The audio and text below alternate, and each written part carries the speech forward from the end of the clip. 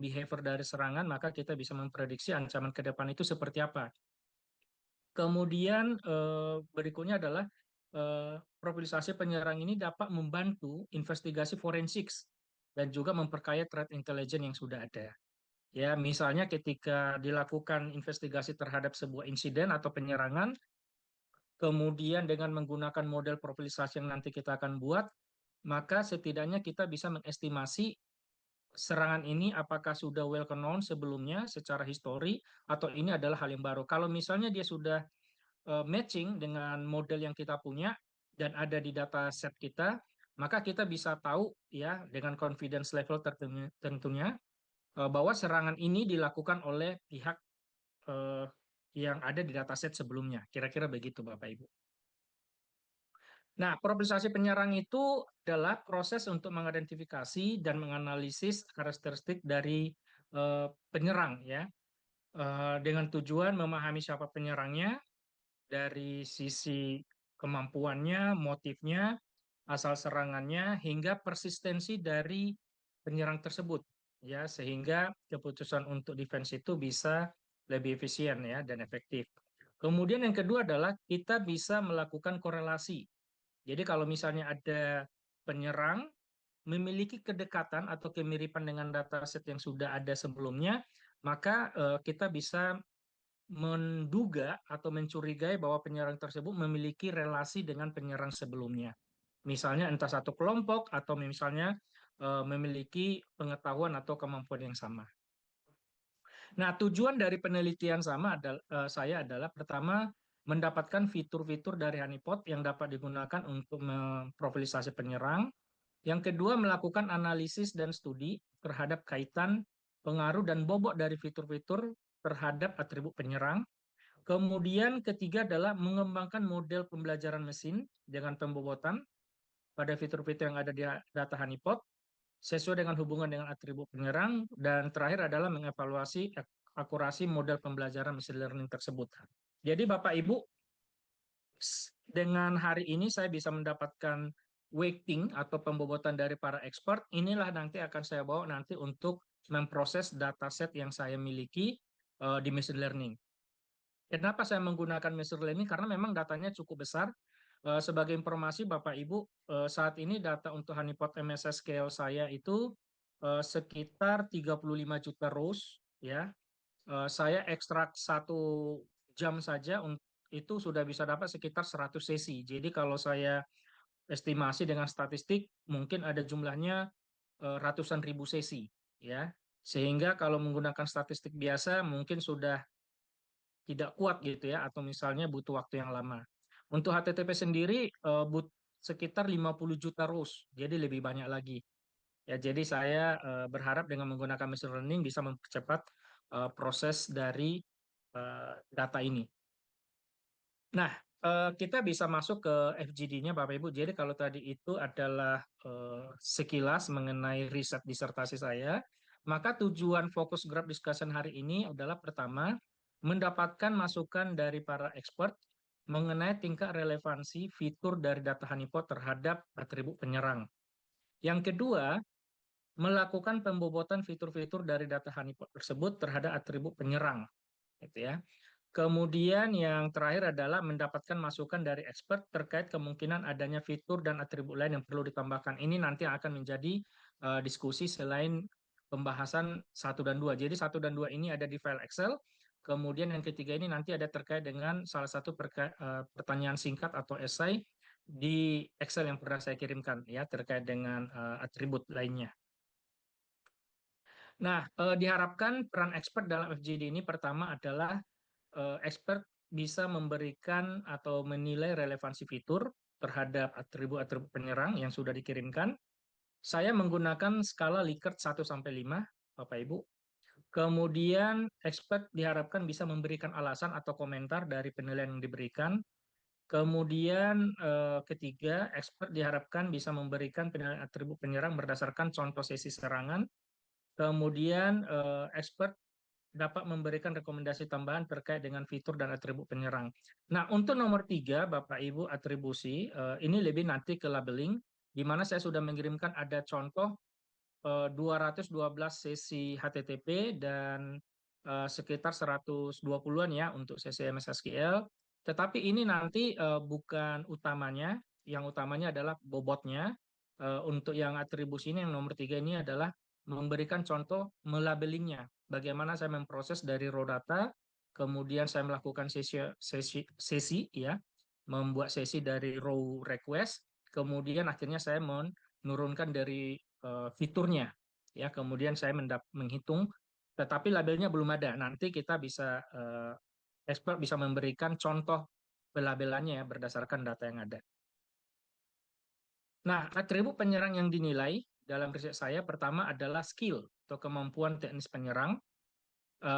Ini menurut Fromholtz dan menurut Crocelet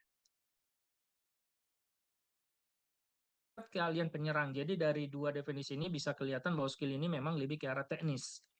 Yang kedua adalah persistence, ya, di mana menurut Van Kestens dan Kant and Almulhem, dua-duanya sama-sama memiliki definisi yang sama, padahal punya 7 tahun yang berbeda mereka meneliti. Mereka mengatakan bahwa persistensi itu adalah upaya serangan berulang dan berkelanjutan serta mempertahankan akses. Kemudian yang ketiga adalah stealth. Tadinya ini saya buat adalah anonymity, Bapak Ibu, tetapi setelah saya baca lebih banyak referensi, anonymity itu sendiri merupakan bagian dari stealth. Ya, jadi kalau menurut Crocelet, stealth itu adalah tingkat upaya yang dilakukan penyerang untuk menghindari deteksi.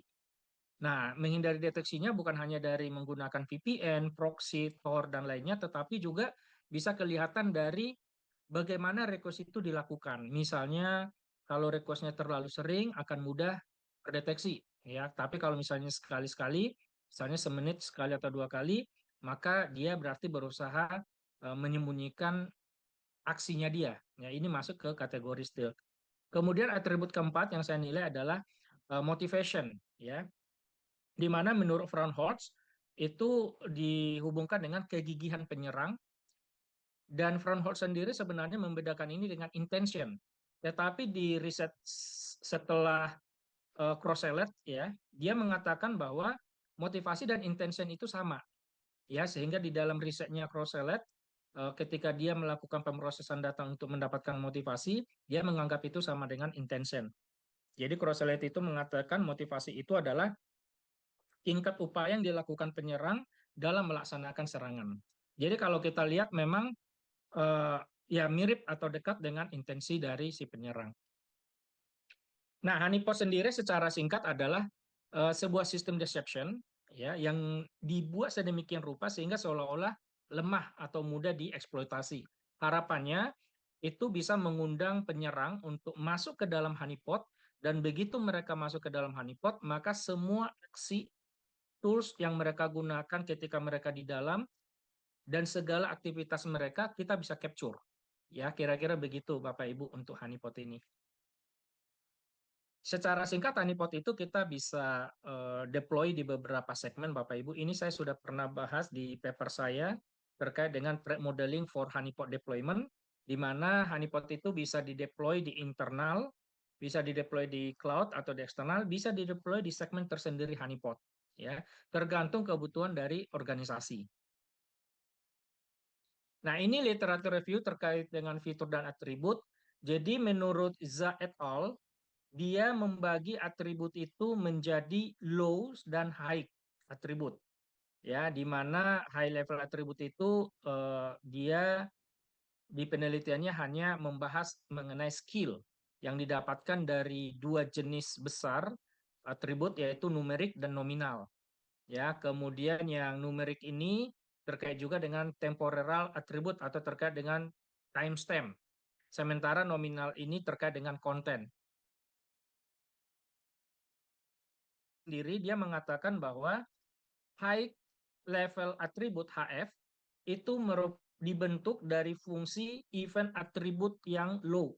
Ya, jadi di sebelah kanan Bapak Ibu bisa dilihat rumusnya. Jadi atribut itu yang high level dibentuk dari low level atribut tersendiri. Sehingga berangkat dari formula ini, saya menghitung atau berusaha mendapatkan atribut 4 tadi dari fitur-fitur honeypot, di mana fitur-fitur itu adalah low level atributnya. Nah, ini adalah penelitian yang sangat dekat dengan penelitian saya yang dilakukan oleh Daniel Franhorst et al. Tahun 2017-2018. Di sini terlihat bahwa untuk mendapatkan profil penyerang, dia menggunakan rumus, kalau saya menyebutnya itu straightforward, tanpa ada weighting. Ya, jadi misalnya threat rating (TR) itu adalah hasil penjumlahan dari intensi dan motivasi. Sementara untuk capability rating itu dihitung dia dari skill dan resource. Ya, resource itu artinya resource yang dimiliki oleh penyerang. Sehingga dia menghitung untuk total threat itu sama dengan threat rating plus capability rating. Lalu dia mengkategorikannya itu seperti heat map yang terlihat di layar Bapak Ibu. Ya, jadi kalau yang hijau itu artinya uh, itu low, ya. Kemudian yang kuning itu medium dan yang merah itu dianggap dia sebagai yang high-nya. Lalu dia membuat tipe-tipe hacker berdasarkan clustering ini. Nah, di sini memang dia tidak menggunakan machine learning, Bapak Ibu, tetapi langsung melakukan kategorisasi. Nah, jadi yang membedakan dengan saya pertama adalah di saya akan menggunakan weighting. Yang kedua, saya akan menggunakan machine learning untuk mendapatkan atribut penyerang, ya, high level atribut penyerang. Nah, ini adalah taksonomi dan pemetaan fitur, Bapak Ibu, yang saya lakukan dengan systematic literature review, di mana untuk jurnalnya masih direview, Bapak Ibu. Jadi dari paper dan jurnal yang saya riset ada sekitar 20-an, dari range tahun 2020 sampai tahun 2025. Inilah taksonomi honeypot yang ada saat ini. Dan kalau kita bagi, bisa terbagi dua besar, satu temporal yang terkait dengan timestamp, yang kedua adalah non-temporal. Yang temporal itu bisa kelihatan dari sesi dan request timestamp-nya, kemudian ada intersessionnya, ada time to exploit-nya, atau berapa lama dia melakukan exploit-nya. Karena ada kelihatan serangan memang begitu dia berhasil autentikasi, dia langsung melakukan eksploitasi. Sementara ada penyerang lain, dia sudah masuk, tapi butuh waktu lebih lama lagi sampai dia berhasil melakukan eksploitasi. Nah, di sini bisa kelihatan atau tergambar kemampuan dari penyerang. Kemudian yang kedua adalah non-temporal. Di sini ada saya bagi lagi menjadi sub network, host, content, dan kontekstual. Ya. Nah, dengan acuan inilah saya melakukan atau mengekstrak verified features atau fitur yang diturunkan dari data yang ada. Nah, terkait dengan riset saya, inilah yang akan saya gunakan, Bapak Ibu. Jadi tidak semua taksonomi yang ada di riset saya di SLR saya gunakan, tetapi saya sesuaikan dengan jenis honeypot saya. Di mana jenis honeypot saya itu ada dua, yaitu MSSQL dan HTTP. Dan yang related adalah yang seperti di gambar, Bapak Ibu, ya. Nah, di sini saya ada buat satu proses, yaitu secara enrichment, saya mendapatkan sistem operasi dari penyerang. Kemudian di honeypot itu saya juga mengaktifkan namanya passive operating system fingerprint. Lalu saya komparasi. Tujuannya apa, Bapak Ibu? Tujuannya adalah saya mau mengetahui ini penyerang apakah dia di belakang sebuah sistem seperti firewall atau bukan, gitu ya. Atau misalnya apakah IP yang sama, ya, karena bisa saja IP-nya itu misalnya proxy atau VPN, itu ternyata memiliki operating system fingerprint yang berbeda. Ya, karena fingerprint yang nanti akan tercatat di log kita adalah fingerprint dari end user-nya, endpoint-nya, komputernya. Ya, jadi bisa kelihatan meskipun IP yang sama, Bapak Ibu, tetapi operating sistemnya bisa berbeda. Nanti di situ akan kelihatan. Jadi contoh misalnya Bapak Ibu seperti ini. Misalnya di salah satu operator telco, itu kan IP publiknya kan satu ya. Meskipun pengguna di belakangnya itu kan bisa ratusan ribuan gitu ya. Nah, sekarang pertanyaannya kalau kita hanya index dari IP saja, kita tidak bisa tahu persis ini pelakunya samakah atau orang yang berbeda. Nah, harapannya dengan fingerprint operating system ini, saya bisa tahu dari IP yang sama, penyerangnya ternyata lebih dari satu. Kira-kira begitu Bapak Ibu arti dari garis ini. Nah, untuk pemrosesan data sendiri, saya menggunakan model seperti ini Bapak Ibu. Jadi yang sebelah kiri ini adalah data flow saya. Jadi saya punya cluster honeypot yang ada HPID, artinya honeypot yang saya letakkan di lokasi Indonesia. Kemudian yang di bawah HP Cloud itu saya letakkan di internet di luar Indonesia. Kenapa saya buat klaster begini? Karena kedepannya saya mau lihat apakah pola serangan di Indonesia dengan pola serangan di cloud itu sama atau tidak polanya. Kira-kira begitu Bapak Ibu. Kenapa saya bedakan klaster?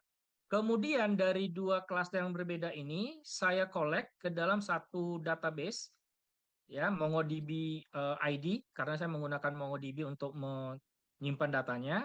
Kemudian yang di bawah juga ada MongoDB Cloud ya dan di sini ada enrichment. Kemudian nanti di ujung saya satukan mereka dalam satu database.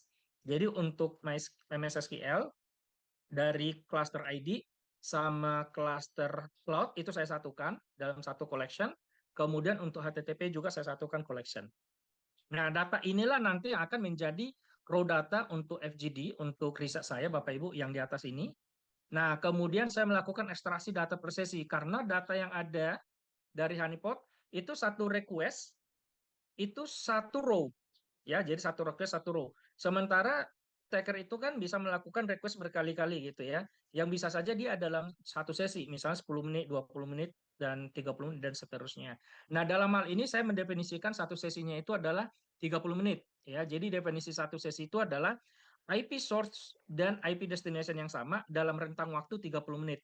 Jadi ketika misalnya setelah 30 menit, ada IP yang sama lagi menuju destination yang sama, itu akan dibuat sebagai sesi yang baru. Ya, setelah saya membuat data sesi, maka saya akan mengekstrak fitur dari honeypot HTTP, MS SQL, kemudian nanti saya akan dapat datasetnya, itu yang Bapak Ibu dapat saat yang saya kirimkan. Kemudian nanti dataset inilah nanti saya akan proses menggunakan machine learning dengan tambahan pembobotan. Nah, pembobotan ini saya dapat dari FGD yang di sini Bapak Ibu. Ya, nanti diharapkan nanti dari proses ini saya akan mendapatkan skor dari 4 atribut tersebut, skill, persistence, stilt, dan motivation. Jadi in the end nanti dapatnya itu adalah seperti ini Bapak Ibu. Ya, skill, persistence, stilt, motivasi dari setiap penyerang ya, skornya berapa untuk 4 atribut ini. Ya, jadi prosesnya seperti itu Bapak Ibu. Ya, ini ada beberapa definisi dan cakupan Bapak Ibu. Kalau yang tadi yang skill, motivasi, persisten, dan stilt itu kita sudah bahas tadi. Sumber datanya saya sudah informasikan tadi, honeypot, HTTP, HTTPS, karena honeypot saya support HTTPS. Kemudian honeypot MS SQL. Nah, kedua honeypot sudah di custom sehingga bisa membaca payload dari MS SQL. Karena selama ini honeypot yang ada, yang sudah public, open source gitu ya, itu tidak bisa menangkap SQL comment dari honeypot MS SQL-nya. Jadi saya custom sehingga sekarang bisa membaca. Nah, ini untuk skalanya Bapak Ibu yang diharapkan Bapak Ibu bisa isi.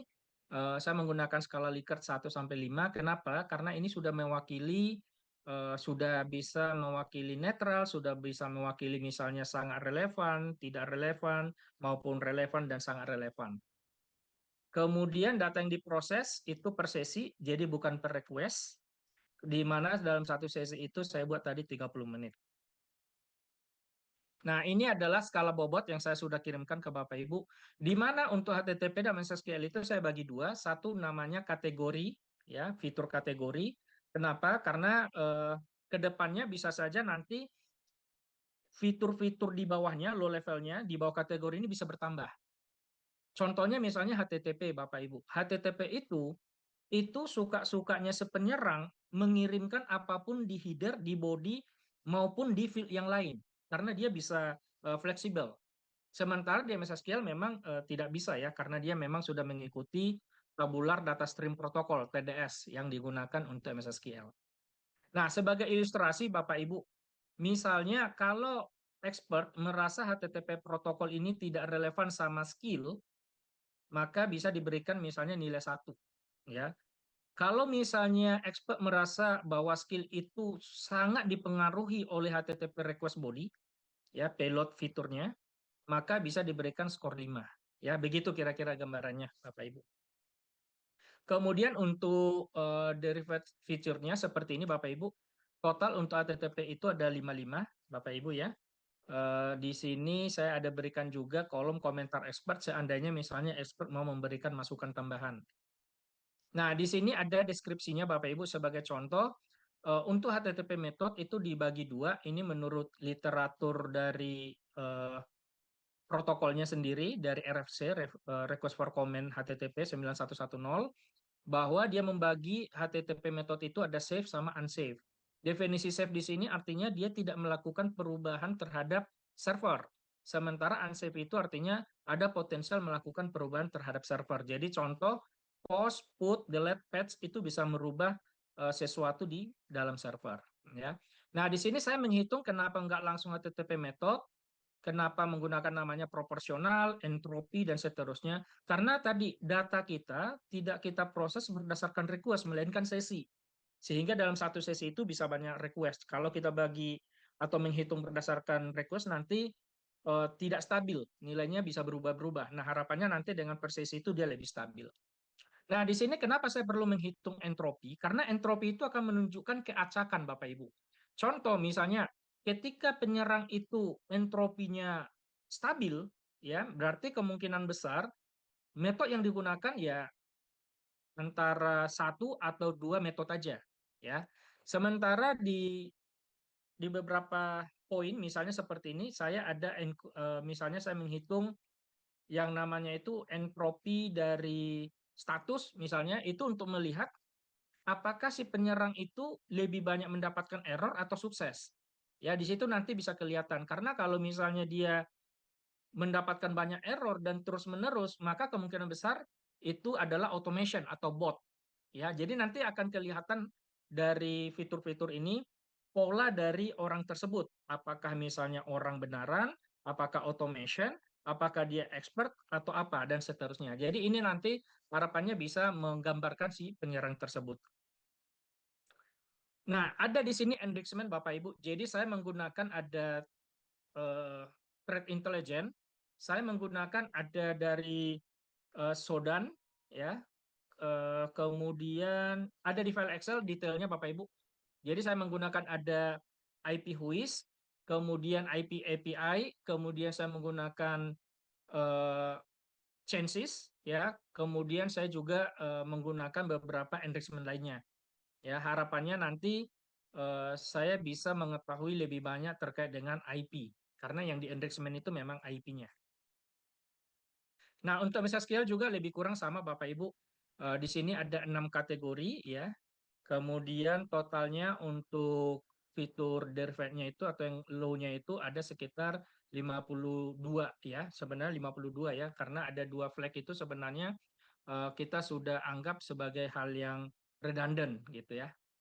Baik, kira-kira begitu Bapak Ibu ya untuk file Excel yang perlu diisi Bapak Ibu, dan juga saya ada mengirimkan daftar pertanyaan ya di Excel yang sama. Ada 21 pertanyaan singkat dan jawabannya juga diharapkan singkat. Dan nanti diharapkan dari skor sama jawaban singkat Bapak Ibu saya nanti bisa selaraskan sehingga nanti saya bisa mengambil kesimpulan. Nah, ini ada pernyataan etika dan kerahasiaan Bapak Ibu bahwa partisipasi para expert dalam FGD ini bersifat sukarela dan semua informasi yang diberikan expert itu hanya digunakan untuk penelitian disertasi Bapak Ibu. Jadi tidak digunakan untuk hal-hal yang lain. Baik, demikian Bapak Ibu untuk presentasi saya. Selanjutnya mungkin saya akan coba tampilkan Bapak Ibu contoh dari isian expert ya, salah satu expert. Izin Bapak Ibu saya tampilkan dulu.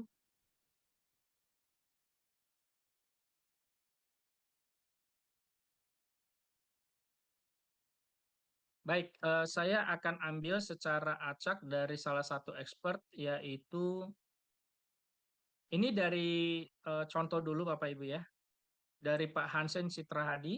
Beliau bekerja di uh, Ooredoo ya, Indosat Ooredoo. Nah, kira-kira jawaban beliau adalah seperti ini. Nah, beliau 8 tahun pengalamannya di Indosat Ooredoo. Kemudian untuk jawaban beliau, nah di sini terlihat bahwa menurut beliau untuk skill itu dipengaruhi dari HTTP headers itu yang paling tinggi.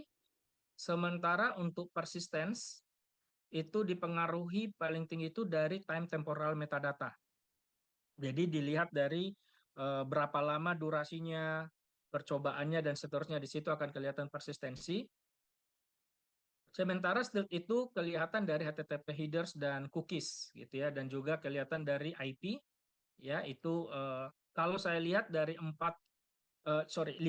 lima sumber data yang udah ada, ini memang sangat mendekati. Bapak Ibu, nanti dari semua expert saya akan menggunakan nanti yang namanya itu Kendall-Way ya, untuk mendapatkan konsensus kesepakatan antar expert ya, Bapak Ibu.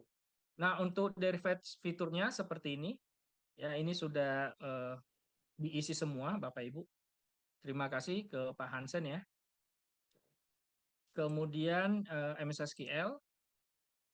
Nah, ada memang yang menarik Bapak Ibu ya, dan saya perhatikan memang saya coba cocokkan gitu ya, bahwa eh, misalnya seperti ini, bahwa beliau memang setuju bahwa tidak semua fitur memiliki relevansi yang sama dengan atribut ya. Nah, di sini ada contoh misalnya seperti ini. Contoh misalnya apakah kompleksitas aksi misalnya skill comment itu berpengaruh pada skill misalnya. Nah, di sini ada komentar beliau ya, bahwa keberhasilan biasanya hanya karena target serangan mempunyai vulnerability. Jadi meskipun misalnya penyerangnya itu memang dari sisi SQL comment expert, tapi kalau misalnya MS SQL servernya tidak vulnerable ya tidak bisa juga gitu ya. Oke, kemudian di sini juga disebutkan bahwa apakah penggunaan tool otomatis selalu berkorelasi dengan anonymity? Ternyata tidak ya. Karena dengan menggunakan otomatis ya, maka bisa dilihat pola yang konsisten ya dan seterusnya. Jadi kira-kira seperti ini. Demikian Bapak Ibu sebagai contoh dari hasil beliau. Terima kasih. Mungkin dari expert yang lain bisa ada tanggapan, silakan Bapak Ibu, saya kembalikan ke floor. Izin Bapak Ibu, saya sambil mencatat ya dari para expert. Pak, Pak Alvin mau tanya, Silakan Prof. dari Excel yang Bapak kirim ke saya, kok minta password ya? Oh, ada Oh, password. izin Prof. Saya ada kirimkan passwordnya Prof. Oh,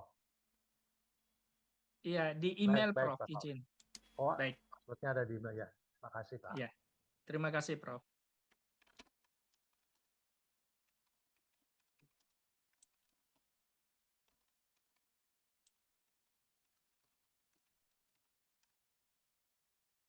Izin Pak Oh, Calvin mungkin mau Silakan tanya. Pak Ismail.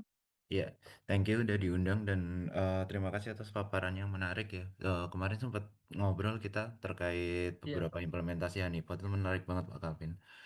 Eh Lalu sebenarnya yang pengen saya tanyakan itu terkait dari atribut yang diambil ya, yang apa? Kemampuan, skill, motivation, kemudian stealth dan persistence gitu. Untuk sebenarnya untuk apa ya? Saya merasa itu ada sedikit diskrepansi definisi gitu ya.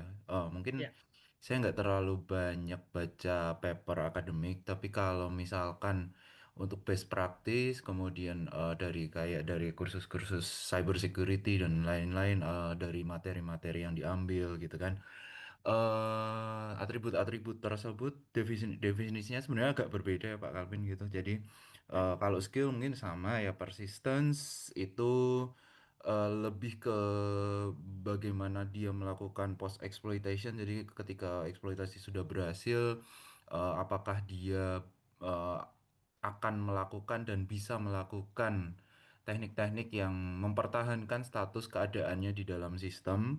Kemudian kalau stealth sama, dan mungkin yang rada berbeda itu di sisi motivationnya Pak gitu. Jadi kayak untuk motivation itu lebih ke arah faktor-faktor eksternal non teknis gitu seperti geopolitik gitu kan. Jadi motivasinya untuk melakukan serangan misalkan geopolitik kan sekarang lagi kenceng kan, peperangan antar dua negara itu pastinya serangan cybernya juga kenceng kan karena di Ya. situ ada motivasi geopolitik. Kemudian juga ada motivation itu kalau untuk dari threat actor seperti yang Advanced Persistent Threat atau APT itu motivationnya itu juga lebih ke target serangan mereka gitu ya. Jadi kayak contoh grup-grup dari Korea Utara, contohnya seperti Lazarus, itu kan spesialisasinya. Karena saya punya teman juga yang ada di industri kripto, mereka juga bilang bahwa wah ini grup nggak bisa berhenti, ini nggak bisa diem gitu, gitu. Ya. Jadi memang spesialisasinya ke finance, ke Web3 industri, ke blockchain industri gitu. Jadi di sana sebenarnya menentukan motivasinya juga Pak gitu. Jadi Oke. sebenarnya yang pengen saya tanyakan di situ sebenarnya apakah yang ada di industri saat ini sebenarnya itu bisa berelevan dengan ya terutama yang dari motivation tersebut ya itu bisa Ya. berelevan dengan penelitiannya Pak Kalpin di sini yang sebenarnya motivasi itu dijabarkan atau didefinisikan adalah kegigihan dari penyerang Pak. Ya. Baik, terima kasih Pak Ismail. Iya, kalau kita merefer ke dua paper ini memang dia mengatakan di papernya begini Pak. Jadi motivasi dan intensi itu mereka setuju. Ini memang tidak bisa mudah diduga atau dibaca gitu ya. Tetapi kenyataannya adalah dari sisi defender atau organisasi yang diserang, yang kelihatan itu kan adalah lognya Pak, jejaknya. Jadi kita tidak tahu persis dia ini motifnya apa. Contoh misalnya begini Pak Ismail, misalnya seperti blockchain tadi. Ketika misalnya dia itu melakukan pencurian tanda petik, ya kita tidak tahu apakah memang motifnya ekonomi atau memang motifnya itu misalnya bisa saja dia adalah disgruntled employee misalnya yang memang istilahnya ya yang penting organisasinya rugi gitu. Dia curi uangnya, dia taruh misalnya ke tempat yang lain tanpa dia misalnya tarik supaya nggak ketahuan, bisa saja juga terjadi. Tetapi memang saya setuju dengan Pak Ismail, Pak. Ketika saya juga membaca mengenai motivasi ini di Frauenholz, di mana di sini dia malah membagi ada kalau kita lihat Bapak Ibu ya, izin saya tampilkan di sini lagi untuk papernya itu. Jadi kalau menurut Frauenholz, ini Bapak yang di atas ini, tabel yang di atas, ini ada 4 fitur, yaitu skill, resource, intention, motivation. Nah, di sini definisinya motivasi itu adalah tenacity of the attacker. Ini berarti kan ketekunan gitu ya, keuletan dari si attacker di mendefinisikannya di sini. Sementara intention itu adalah maliciousness of the attackers. Nah, bagaimana tingkat maliciusnya si attacker tersebut. Jadi eh, tidak kelihatan motivasi seseorang itu, ya, tetapi dia coba menerjemahkan atau mengeneralisasinya itu dari log yang tersedia. Kira-kira begitu sih Pak Ismail. Dari mana? Contoh misalnya Pak ya, kalau di papernya itu kalau kita baca lengkap, contohnya misalnya begini Pak.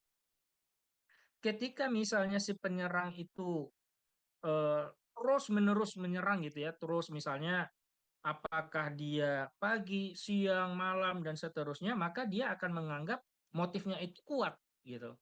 Dia berarti motifnya kuat. Dia melihatnya itu dari situ.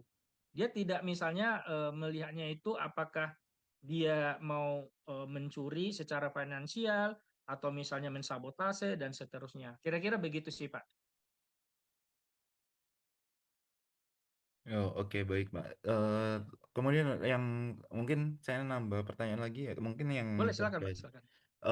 nanti kita sebenarnya perbedaannya antara motivation dan persistence itu di bagian mana ya kalau misalkan di situ digambarkan bahwa motivation dan persistence itu adalah maksudnya motivation ini tenacity-nya ya, terus Iya, persistence itu mengambil definisi apa di dalam penelitian ini, Pak? baik. Nah, dari sini, Pak, izin saya sampaikan. Nah, untuk persistensi itu sendiri saya ambil dari papernya Van Bessen dan Han ya yang 2025 di mana persistensi dia definisikan sebagai upaya berulang, berkelanjutan serta berusaha mempertahankan aksesnya. Jadi tadi penjelasan Pak Ismail, persistensi ini bagaimana caranya dia mempertahankan akses ini udah selaras, Pak. Ya, persistensi itu udah selaras. Tapi memang kalau saya lihat definisinya si Frauenholz maupun si Crosselet ini memang mirip dengan persistensi, sama-sama gigih gitu ya. Upaya berulang-ulang itu kan gigih gitu ya. Nah, di sini nanti saya akan coba lihat lagi, Pak Ismail, apakah misalnya nanti dari industri atau misalnya best practice, apakah ada yang bisa membuat perbedaan lagi antara motivasi ini dengan persistensi. Karena balik lagi tadi, Pak, motivasi misalnya seperti finansial, itu kita tidak bisa melihat dari log lagi, Pak Ismail. Ya, kalau ya lihat raw lognya misalnya dia mengakses misalnya backup data atau dia misalnya mengambil database kita misalnya. Nah, pertanyaannya ini motifnya apa? Itu kan masih agak sulit ya, Pak ya. Nah, jadi akhirnya dia ambil dari fitur yang bisa menggambarkan atau mendekati penggambarannya. Nah, menurut saya sih begitu, Pak Ismail. Oke, baik Pak. Terima kasih Pak Calvin. Terima kasih, Pak Ismail.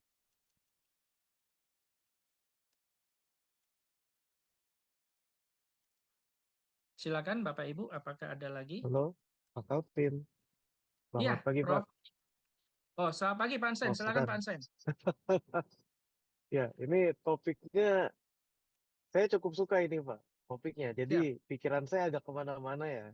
Karena siap Pak. ketika kita ngomongin attacker yang dia coba dengan persistensinya, yang seperti tadi Pak Ismail bilang ya, ada yang APT juga, ada yang mungkin ya dari APT ini ada yang state actor dan sebagainya nih, Pak. Nah, Ya, aku mau coba ngerti tentang disertasinya Pak Calvin. ya, Berarti ini yang mau kita profilisasi, berarti penyerangnya ketika dia di stage di mana dia menyerang, atau kalau dari Maiter berarti sampai stage-stage yang udah di kanan yang dia mau exploit. Itu dulu Pak, sebelum kita jauh. Kita mau fokus yang betul di Pak Ansen. kirinya aja atau sampai di kanan juga. Sampai ke kanan Pak Ansen. Jadi saya mau mendapatkan atribut dari penyerang itu mulai dari dia mencoba-coba, scanning, Mhm. brute force, sampai eksploitasi yang dia gunakan, Pak Ansen. Termasuk tools-tools yang dia gunakan. Oke, kalau gitu berarti kalau sampai yang data exfiltration ada di satu kategori juga. Ini kalau ini bukan dari yang Likert ya. Ini berarti harus ada yang outbound connection, Oke. yang benar-benar dari dalam keluar. Dan biasanya kalau menurut yang pengalaman saya sejauh ini ya, kalau APT terutama dia bisa naruh tuh beneran cuman sekali Ya, dan itu sukses. Tapi dia bener-bener nganalisa dulu nih apa yang ada di dalam environment-nya. betul. Bener-bener dia dia cari tahu semua, baru bisa setelah setahun 2 tahun dia baru nge-exfiltrate semua Ya, datanya. ya, Mungkin di exfiltrate-nya satu-satu nih Pak, kayak mungkin cuma 50 bytes tapi sering. ya. Jadi kalau saya boleh tambahin, di situ file size juga pengaruh dan persisten juga. Baik. Oke, dari Baik. aku sementara aku pikirin itu doang sih Pak, karena takutnya karena yang sini kan dia bilang profiling ya, Ya, takutnya saya agak out of scope juga. ya. Baik. Baik, Pak. Eh, Oke, itu terima aja sih kasih Pak. Pak. Baik, baik Pak Ansen. Terima kasih Pak. Jadi betul Pak, yang kita ukur pertama adalah atribut penyerangnya Pak. Saya tidak akan sampai misalnya, oh ini adalah grup A, ini adalah grup B. Nah, tetapi data set yang nanti kita dapatkan dari model ini Pak, bisa diasosiasikan atau dimatchingkan dengan data set yang lain, misalnya dengan Mitre Attack, sehingga bisa lebih presisi. Contoh begini Pak Hansen, penggunaannya Pak ya. Selain tadi kan ada penggunaan seperti misalnya untuk forensics, untuk memudahkan investigasi, melakukan korelasi gitu ya. Contoh misalnya begini Pak Hansen. Misalnya kita sudah punya dataset ya dengan menggunakan model ini Pak Hansen ya. Misalnya kita punya ribuan lah dataset dengan skill, motivasi, persisten dan still ya angka-angka itu ada. Kemudian ada terjadi insiden. Kemudian ketika diolah ya menggunakan model kita, lalu ada skor yang sama Pak Hansen. Skillnya sama, motifnya sama, kemudian persistennya sama, sama misalnya stillnya sama skornya gitu. Maka kita sebagai expert yang melakukan analisis orang yang sama atau kelompok yang sama atau dari istilahnya perguruan yang sama, kira-kira begitu. Karena istilahnya menggunakan jurus yang sama, kira-kira begitu Pak Hansen. Ya makanya di Mitretek kan ada itu group related gitu ya, karena biasanya group related itu either mereka menggunakan teknik yang sama atau prosedur yang sama. Nah, ini lebih kurang sama, tetapi saya mau di atributnya saja, tidak mau memetakan itu ke grup gitu ya, karena menurut saya ya penelitian ini dengan menggunakan honeypot saya itu mau membantu dari sisi penyediaan dataset untuk berbagai kebutuhan. Itu pertama. Nah, yang kedua mengenai dengan APT tadi. Saya setuju memasukkan file size dan persistence. Dan di sini sebenarnya saya juga menghitung, Pak, untuk request ini average request body size, Pak. Di sini juga kelihatan, saya bisa menghitung di MS SQL juga ada penghitungan size-nya. Kemudian kenapa misalnya tidak langsung saya pointing out dengan APT dan tidak melihat misalnya outbound. Nah, tadi Pak, tujuannya kan dan tools yang digunakan adalah honeypot Hansen. Jadi honeypot ini ya sistem yang memang sengaja dibuat vulnerable dan tidak ada informasi rahasia atau informasi sensitif, tidak ada Pak. Jadi benar-benar honeypot itu seperti tanda petik deception teknologi untuk menjebak penyerang. Begitu mereka masuk, kita bisa belajar behavior-nya, Pak Hansen. Yang saya nilai dari behavior itu adalah 4 atribut ini tadi. Skill-nya, motivasinya, persistensinya, dan still-nya.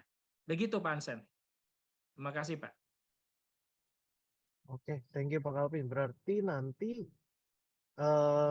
tujuan ke depannya lagi ya, ini akan improvement untuk honeypot itu sendiri dan di-share ke conference honeypot di luaran sana, atau memang murni untuk profiling aja untuk sebagai disertasinya. Baik, terima kasih Pak Hansen. Jadi waktu saya mengembangkan honeypot-nya, ya, saya mengenhance deceptiveness dari honeypot. Jadi honeypot saya itu baru Pak Hansen. Itu saya nggak menggunakan existing. Jadi misalnya seperti HTTP-nya itu bertindak sebagai reverse proxy, tidak langsung seperti misalnya Dionea atau HTTP honeypot lainnya. Kemudian untuk MS SQL juga tadi saat ini belum ada MS SQL yang bisa menangkap SQL comment. Nah ini saya enhance sehingga ada 2 honeypot yang sekarang baru Pak Hansen yang nanti saya akan publikasi juga tersendiri dan ini bisa digunakan untuk organisasi. Tetapi tujuan utama dari disertasi saya itu adalah untuk mendapatkan atribut penyerangnya, Pak Hansen, untuk nanti kita bisa melakukan dasar dari profilisasi penyerang. Begitu Pak Hansen. Oke, dimengerti Pak Kalvin. Terima kasih Terima kasih Pak. Pak. Terima kasih Pak Hansen. Ya, selamat datang Ibu Dr. Maria Susan, kopromotor, dan juga Prof. Ono. Selamat pagi, Pak Prof, Bu Maria. Pagi-pagi lagi pusing analisa data. Ya, Prof, gimana Prof? Menarik tapi pening kepala. Weh, Siap. layar gua ke atas rupanya.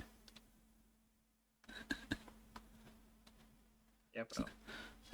Gua fokus dulu analisa ya. Ngelihat, pusing. Baik, Prof. Baik. Kalau begitu, ini ada Ibu Tata. Silakan, Bu Tata.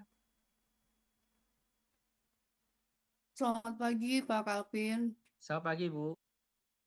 Mohon maaf ya, saya nggak open kamera. Tidak apa-apa, Bu. Oke, tadi tuh saya ada pertanyaan sebentar ya, Pak. Ya. Sebentar.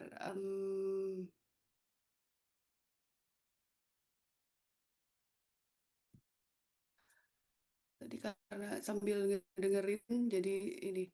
Oke, buat attacker ya. Ini kan Ya. kalau yang saya lihat walaupun tadi saya ada kirimkan belum lengkap ya, ada Baik. udah saya isi tapi ada beberapa juga yang belum lengkap. Nah ini kan penelitiannya memakai ada 4 atribut attacker, yaitu kan ada skill, motivasi, persistence, sama stealth. Nah, Ya. saya mau tanya, apakah ada alasan khusus memilih 4 dimensi ini? Terus gimana Bapak bisa memastikan bahwa fitur-fitur yang dipakai ini benar-benar bisa memetakan atribut itu secara konsisten gitu? Yang pertama Baik. itu. Baik. Terus yang berikutnya adalah apa namanya? Saya, ini lagi ada sedikit pertanyaannya terkait validitas data honeypot nih, Pak.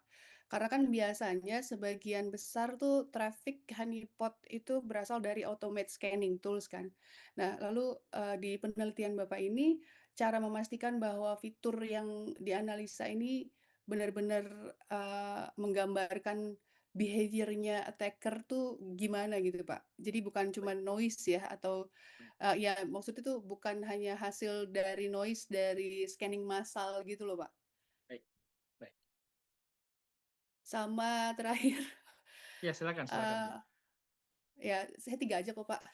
Sama terakhir, Baik. apakah ada kemungkinan, ada beberapa fitur yang dipakai itu tuh lebih mencerminkan ke karakteristiknya perangkatnya gitu loh yang dipakai sama attacker, tapi bukan mencerminkan dari behavior-nya itu sendiri gitu. Karena kan emang kebetulan ya ini ya bukan kebetulan juga sih ya Pak, tapi maksudnya ini lebih deep lagi ya pada saat saya baca baca Ya. disertasi Bapak ini, maksudnya dari sekilas yang saya baca, itu adalah apa, yang saat ini memang sedang sedang dianalisa, cuma mungkin caranya masih manual gitu. Ya. Kebetulan Hansen ini, tim saya gitu kan. Ya. Jadi, saya jadi dapat ide juga gitu dari Iya. dari pertanyaan dan pernyataan Hansen gitu kan. Oh oke gitu, berarti ini bisa nih dipindah ke tempat yang Baik. lain. Baik. Baik. Itu sih. Baik. Baik, mungkin itu aja Pak Baik, Kalvin, Bu terima Tata. kasih. Baik. Terima kasih, Bu Tata. Saya jawab yang terakhir dulu, Bu, ya, supaya saya nggak lupa. Iya. Jadi pertanyaan Ibu tadi yang ketiga adalah, apakah ada kemungkinan ada beberapa fitur yang dipakai yang dapat mencerminkan karakteristik perangkat, bukan behavior dari penyerang? Jawabannya ada, Bu. Iya iya. Ya, jadi di dataset yang saya kirim, Ibu, itu ada misalnya client application name. Jadi Iya. ketika misalnya si penyerang connect menggunakan SQL client atau misalnya driver yang lain, nanti akan kelihatan Ibu di apa namanya di data log kita, dia menggunakan Mhm. aplikasi name-nya apa, menggunakan driver apa, apakah misalnya SQL driver native atau dia menggunakan misalnya Oh, ODB oke. atau menggunakan driver yang lain. Di situ nanti kelihatan, termasuk host name-nya ada. Kemudian selain itu juga tadi kalau Ibu lihat di sini yang ini, Bu. Jadi di Iya. data yang saya dapat, saya punya namanya Passive Operating System Fingerprint. Saya menggunakan Hmm. POF, itu langsung Iya. dapat di log honeypot-nya. Kemudian dari Oh, IP-nya, oke. saya juga dapat enrichment dari Chansys, di mana Chansys itu Mhm. juga ada operating system-nya, Bu. Jadi nanti saya akan korelasikan. Apakah operating system-nya itu konsisten apa tidak? Kalau tidak konsisten, berarti ada kemungkinan IP yang sama, penyerangnya itu ada beberapa, Bu, bukan satu orang. Jadi itu Iya udah iya iya mendapatkan iya. karakteristik dari perangkat. Jadi ada, Bu, kita tangkap juga di mana kalau kita lihat di low level enrichment-nya itu ada di sini, Bu. Iya, Izin, Bu, saya baik. tampilkan. Nah, di sini, Bu. POF OS consistency flag, Bu. Sama browser Oh iya iya iya. fingerprint kalau untuk browsernya. Jadi browser Oke. fingerprint juga saya. Kemudian untuk validitas data honeypot. Nah, menarik, Bu. Jadi kan ini saya masih memproses, Bu, di mana nanti harapannya dari pembobotan yang saya dapat dari Ibu dan dari Prof dan dari expert yang lainnya itu, saya akan melakukan nanti pemrosesan machine learning untuk mendapatkan model yang terbaiknya, Bu. di mana nanti untuk memprosesnya itu saya akan menggunakan namanya bobot. Nah, contohnya misalnya Baik, seperti baik. ini, Bu. Ini saya tampilkan contoh, tapi ini saya menggunakan bantuan Qwen, ya. Saya menggunakan bantuan Qwen nih, Bu. Izin, apakah sudah terlihat, Bu? Ya, sudah. Nah, saya menggunakan ya cepat aja ya, dan kebetulan Prof. Ono juga kemarin mengirimkan hasil analisa log menggunakan AI. Nah, di sini saya coba menganalisa menggunakan Qwen tanpa saya menggunakan machine learning dulu, karena saya proses nanti saya tampilkan, Bu. Jadi contoh, dataset yang saya kirim kemarin ke Bu Tata dan juga ke para expert lainnya sama datanya. Ya lumayan berat ya, Pak. Iya. Lumayan berat. Ya, Bu. Jadi total 52 fitur dari MSSQL, total sessionnya itu, di sini dia menganggapnya session sebenarnya request ya, 7892, Ya. karena sessionnya kan hanya sekitar 100-an. Nah, di sini otomatis dia bisa menangkap, dan saya cross-check manual, Bu, ke data honeypot yang saya sudah labelin. Sama, Bu. Contoh misalnya privilege escalation itu hanya ada di 3 request. Matching Ya. dia, Bu. Dan di sini Ya. memang kelihatan bahwa ke non-bad aktornya kelihatan dari mana? Dari enrichment. Artinya apa? Enrichment itu sangat membantu. Kemudian dari 7892 request itu hanya 5 yang melakukan SQL batch session. Ya, nah di sini Bu, di sini saya analisa begini. Ini menggunakan Qwen, nih. Nah menarik Bu di sini. Nah, saya juga memperlakukannya juga untuk yang HTTP Bu, yang ini izin saya tampilkan yang untuk HTTP, data yang sama juga yang saya kirim ke Bapak Ibu. Nah di sini dia. Jadi sebenarnya dari dataset kita dan dari label, bukan label ya, jadi fitur yang kita sudah ekstraksi itu memang menggambarkan penyerangannya, Bu, seperti ini. Jadi, nah di sini ada yang lebih detail lagi sampai ke RCE-nya saya coba analisa menggunakan Qwen. Jadi saya compare dengan yang manual untuk validasinya, didapat seperti ini, Bu. Dan itu confirm, Bu. Ya, Oke. jadi artinya apa? Dari sisi validasi, dia memang bisa tahu apakah ini automation, apakah ini memang eksploitasi, atau ini escalation. Dia dapat, Bu. Jadi tidak ada masalah kalau misalnya ada automation tools pun nggak ada masalah. Karena tadi, Bu, kita melakukan analisanya itu bukan per request, tetapi per sesi. Sehingga sekalipun dia melakukan misalnya scanner atau automation, ya itu berarti kan sesi yang sama, Bu. Kira-kira begitu sih, Bu. Ya. Oke, Pak. Nah, Baik. kemudian yang pertanyaan pertama Ibu, bagaimana pemilihan atribut tadi yang skill, persistent, motivation, sama still, apakah itu mewakili dan apakah fitur-fitur yang dipilih itu konsisten. Nah, kalau kita balik ke sini Bu, dari penelitian-penelitian sebelumnya, ada ada dua jalur besar. Ya, pertama si Daniel Frauenholz, dia melakukan ada 4. Di sini dia menyebutkan fitur yang sebenarnya antara atribut fitur ya. Di sini fitur ini adalah high level fitur sebenarnya seperti ini ya. Menurut Zaitol itu sebenarnya skill itu atribut juga tapi high level sebutannya. Sementara kalau menurut Croselet ya itu udah menjadi atribut gitu ya. Nah, dari penelitian Daniel Frauenholz, dia itu menggunakan skill, resource, intention, sama motivation. Ya. Nah, di saya itu skill yang saya ambil dari dia itu adalah skill sama motivation. Kenapa saya nggak ambil intention? Karena menurut Croselet di penelitian dia tahun 2022, intention dan motivation ini lebih kurang mirip, sama. Tadi Pak Ismail juga sudah highlight ya, bahwa sebenarnya motivation itu ya harusnya berbeda dengan persistensi gitu ya. Sementara definisi dia motivation itu tenacity. Tenacity itu kan kegigihan, ketekunan yang notabene sebenarnya agak dekat dengan persistensi. Ya, makanya akhirnya ya udah saya coba pisahkan skill, motivation, persistent sama stilt. Stilt itu dapat dari mana? Stilt itu saya dapat dari ini, Bu. Bagaimana seseorang si penyerang mencoba menyembunyikan jejaknya. Nah, itu kita gambarkan dari apa? Dapat fiturnya dari mana? Pertama dari atribut IP-nya. Apakah IP-nya itu dikenali sebagai proxy, VPN, Tor, atau lainnya? Kalau iya, berarti dia berusaha menyembunyikan jejak dia.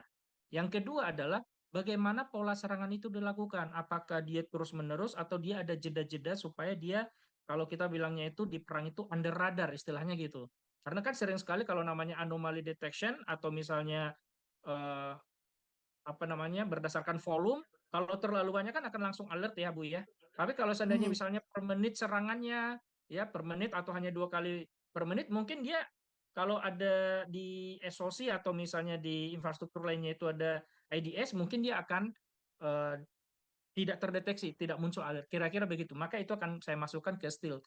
Itu sebabnya Stealth itu saya tambahkan di risetnya saya. Nah, terakhir yang persistensi itu saya ambil itu dari definisinya definisinya dari Crosselet yang ini Bu, ya. Sorry, dari definisinya Van Kantesen ini sama kan Anna Mulhelm. Yang menurut saya persistensi dari definisi dia itu sudah sangat dekat dengan best practice ya, dengan real world atau di industri, yaitu upaya serangan berulang berkelanjutan serta, nah ini ada keywordnya, mempertahankan akses yang merupakan ciri khas dari APT. Ya, bagaimana tadi Pak Ismail udah meng-highlight bahwa yang namanya persisten itu biasanya terukur dari post exploitation. Ya, bagaimana dia mempertahankan akses yang dia sudah berhasil. Jadi di sini sudah dicakup. Memang yang menjadi highlight saya yang nanti akan saya coba gali lebih dalam lagi adalah motivation ini Bu. Karena memang dari 2 atau 3 peneliti saya lihat dia agak beda-beda. Ya, saya juga udah coba baca Bu, ada paper juga sebenarnya bagaimana dia melakukan penelitian di psikologi Bu. Jadi dia jurusannya psikologi, tapi menggunakan sumber data untuk analisa penyerang itu dari honeypot, ada juga. Ya, nanti saya coba gali lebih dalam lagi apakah motivasi menurut psikologi itu sama atau tidak. Ya, demikian Bu Tata. Terima kasih Bu. Ya, baik, terima kasih Pak.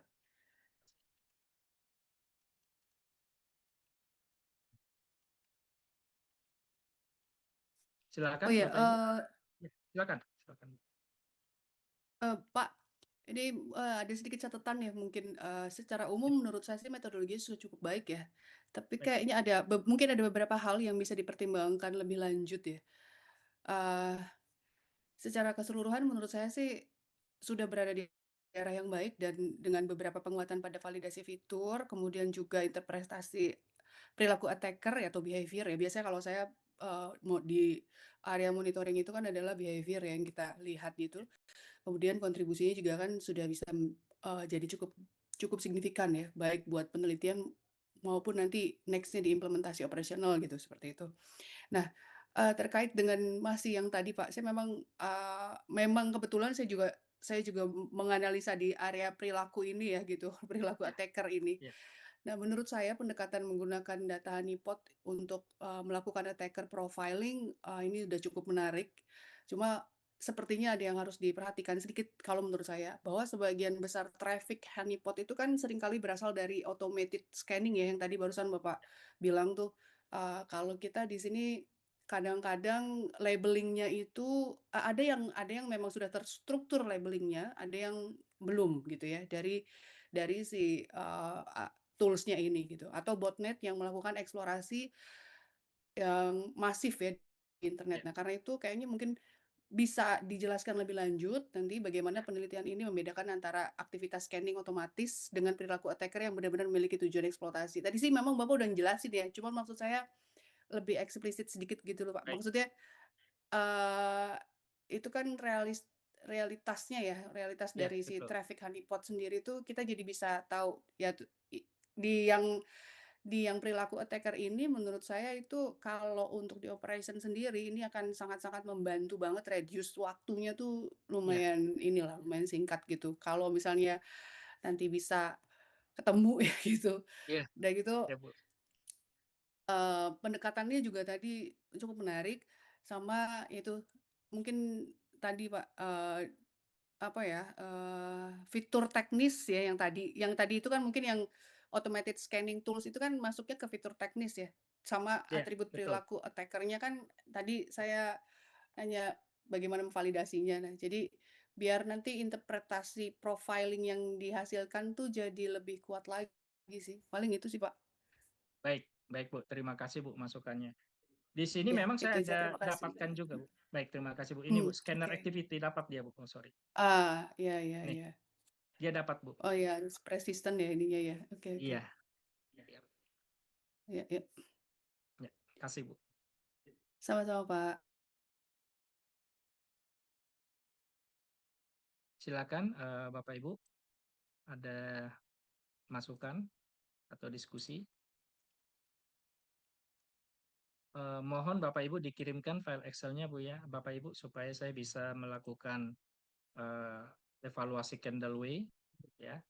Oh ya, Bapak Ibu, sebagai tambahan di riset ini saya menambahkan yang namanya itu entropi ya, dan juga kalau Bapak Ibu perhatikan di sini saya ada menambahkan yang ini menurut saya di honeypot yang lain jarang sekali saya lihat, karena kebetulan saya juga deployment honeypot di Indonesia Honey Net Project. Misalnya yang ini Bapak Ibu, nah ini ada namanya burstiness index ya. Burstiness index ini untuk melihat apakah ada indikasi dari si penyerang ya, tadi yang disampaikan oleh Ibu Tata ya, apakah dia itu scanner atau regular ya. Nah, sebagai informasi burstiness index ini, yang ini Bapak Ibu, yang nomor 42 ada di MS-SQL maupun di HTTP, itu dikenalkan oleh Goh and Barabasi tahun 2008. Itu digunakan untuk melihat variasi inter event times ya. Saya juga kan menghitung ada interval time ya di sini Bapak Ibu, di mana rumusnya itu dari standar deviasi ya dikurangi dengan rata-rata inter event times, yang ini standar deviasi dikurangi dengan interval rata-ratanya, min intervalnya, dibagi dengan standar deviasi ditambah dengan min intervalnya. Jadi nanti didapat itu minus 1 sampai 1 ya. Kalau misalnya dia itu di atas 0, Bapak Ibu, misalnya 0,5, 0,6, artinya itu udah kemungkinan besar itu scanner, Bapak Ibu. Ya, mudah-mudahan menjawab ya, Bu Tata ya. Jadi memang secara akademik dia udah kuat bagaimana membedakan itu scanner atau manusia biasa. Kalau dia misalnya mendekati 0, dia misalnya 0 persis gitu ya, atau 0,00 berapa gitu ya, maka dia biasanya itu ya random biasa istilahnya. Sementara kalau dia misalnya di bawah 0, misalnya 0 minus 0,8 atau minus 0,9, maka dia biasanya human attacker yang memang dilakukan secara manual. Begitu Bu Tata. Jadi itu menjawab yang pertanyaan tadi Oh ya, bagaimana oke, baik. membedakannya. Ya itu ada di burstiness. Baik. Nah yang kedua tadi saya juga ada menghitung entropi ini untuk melihat keacakan. Misalnya dari saya menghitung entropi itu ada di status sama di ini Bapak Ibu. Status sama di metode ya, karena ini bisa kelihatan Metode ya. apakah si attackernya itu karena ini akan kelihatan begini Bu, semakin acak dia berarti si attackernya itu memang kurang expert. Dia either dia mencoba-coba ya, atau dia memang istilah scanner juga kan entropinya kan tinggi Bu ya, karena dia akan coba berbagai metode gitu ya, dengan errornya juga dia bisa tinggi sekali. Nah di samping itu yang saya dapat juga yang ini Bu, yang mungkin jarang juga, atau mungkin saya terus terang belum pernah ada lihat menghitung ini Bu sejauh ini Bu ya, dari sekian paper yang saya baca, yaitu izin Bu di sini remote port adjacent ratio namanya Bu ya. Jadi begini Bu, ini kenapa saya hitung ini, karena saya merefer ke teorinya TCP Bu, protokol TCP. Kita tahu ini kan kebetulan HTTP sama MS-SQL ini kan TCP ya. Kita tahu Bu, ketika misalnya klien melakukan koneksi remote ya, misalnya ke web lah gitu ya, dia kan ada TCP sequence number-nya itu kan meningkat Bu. Nah, biasanya kan incremental misalnya by 1 atau by 2, tapi dia kan dekat Bu. Nah, jadi yang saya hitung tuh begini Bu, kalau misalnya remote port adjacent-nya ini misalnya ada gitu ya, artinya apa? Artinya si attacker itu konsisten melakukan serangan ke kita. Contoh Bu ya, misalnya saya buka abc.com dari laptopnya saya. Lalu saya buka juga misalnya detik.com, saya buka google.com, lalu saya buka lagi misalnya kembali ke abc.com, maka nanti rentang port source portnya itu udah berubah Bu, agak jauh ya, agak jauh dia agak berubah dia. Nah sementara kalau saya terus-menerus mengakses abc.com, maka remote port yang kebaca di log itu kan akan sekuensial ya Bu ya. Nah saya ambilnya itu seperti ini informasi itu Bu, untuk melihat apakah si orang ini memang eh, fokus menyerang saya, atau itu istilahnya dia melakukan serangan juga ke tempat lain pada saat bersamaan. Nah, di sini nanti akan kelihatan juga gambaran apakah dia persisten dan juga apakah memang motifnya kuat untuk menyerang kita. Begitu, Bu, Bapak Ibu. Baik, Pak. Terima kasih, Pak. Terima kasih. Silakan, Bapak Ibu. Mohon Izin Pak bantuannya. Calvin. Iya, silakan. Silakan, Prof. Oh, Pak Andi. Silakan, Pak Ya, Andi. saya Pak. Terima kasih Pak untuk sesinya, presentasinya. Saya mau tanya Pak terkait dengan penentuan terkait dengan entropinya. Apakah dia termasuk nanti automation tools dan human attacker Pak? Karena terkait dengan yang Bapak sampaikan sebelumnya bahwa Bapak menghitung juga terkait attack sessionnya ya Pak. Nah, pertanyaan saya adalah eh ketika dari perspektif attacker itu biasanya melakukan scanning dulu Pak, baru nanti ada beberapa tahapan yang dilakukan exploit secara manual. Nah, pertanyaan saya adalah bagaimana Bapak menentukan ternyata ini human attacker namun diawali dengan automation tools karena kan jika dilihat berdasarkan sesinya itu apakah Bapak sudah menghitung terkait dengan ini menjadi sesi terpisah atau menjadi satu kesatuan seperti itu, Pak?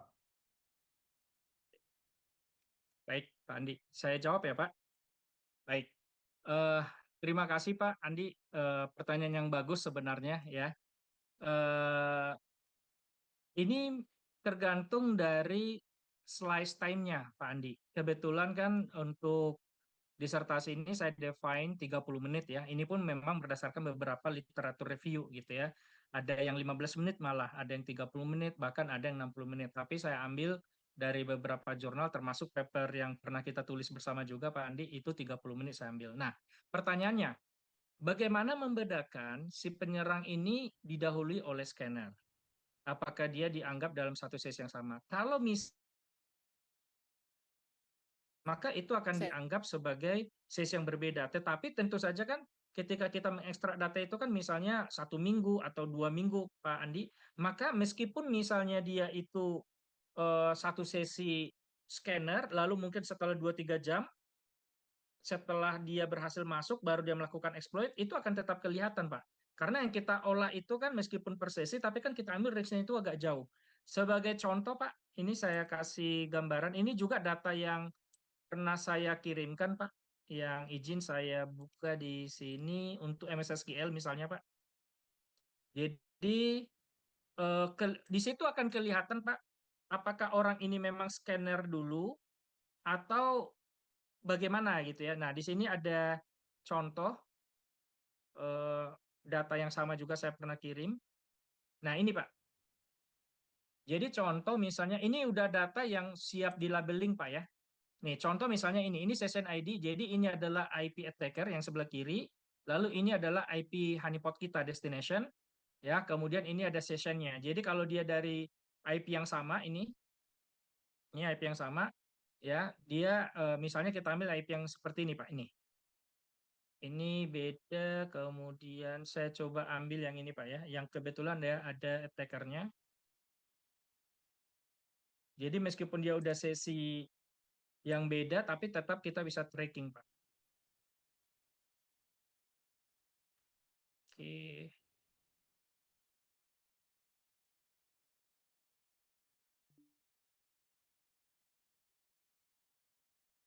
Ini kebetulan dia apa namanya, udah terpisah 30 menit Pak ya. Nah, coba yang ini Pak.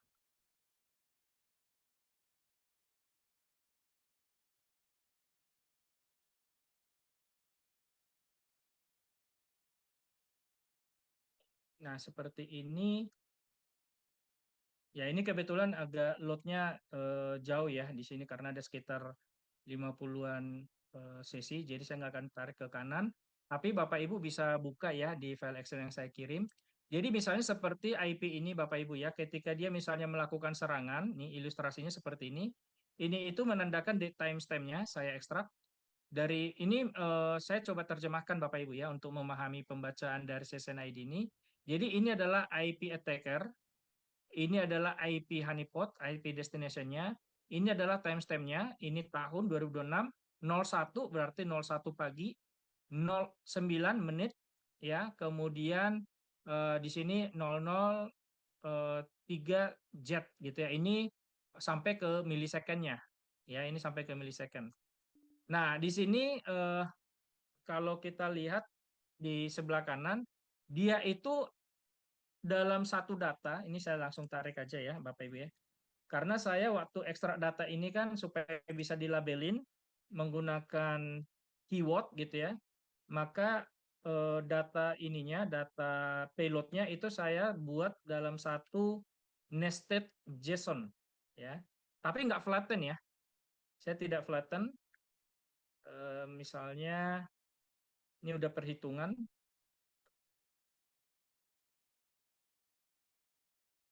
Ya, ini memang agak lama karena memprosesnya tadi malam cukup lama Bapak Ibu ya.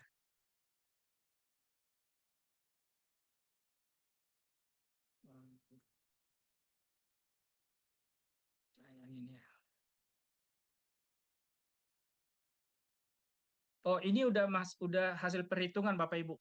Saya buka data row-nya ya. Itu sudah perhitungan. Yang ini Bapak Ibu yang menghasilkan data yang per sesinya.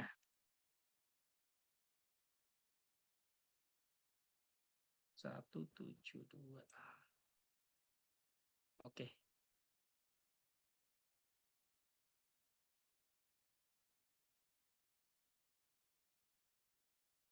Nah, seperti ini Pak.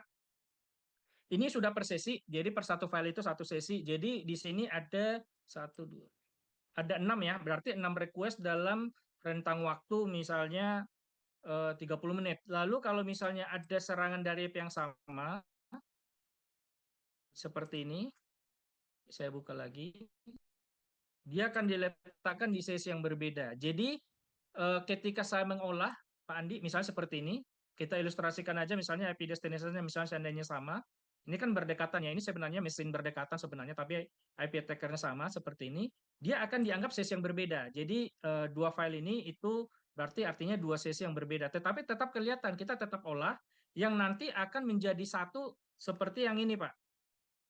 Nah, seperti ini. Jadi dia akan disatukan seperti ini Pak Andi. Jadi per sesi itu akan di-convert menjadi per rows. Nah ini, jadi satu rows ini adalah satu sesi dari pengolahan ini. Jadi ada 7 atau 6 ini, 6 request ini akan dijadikan satu seperti ini.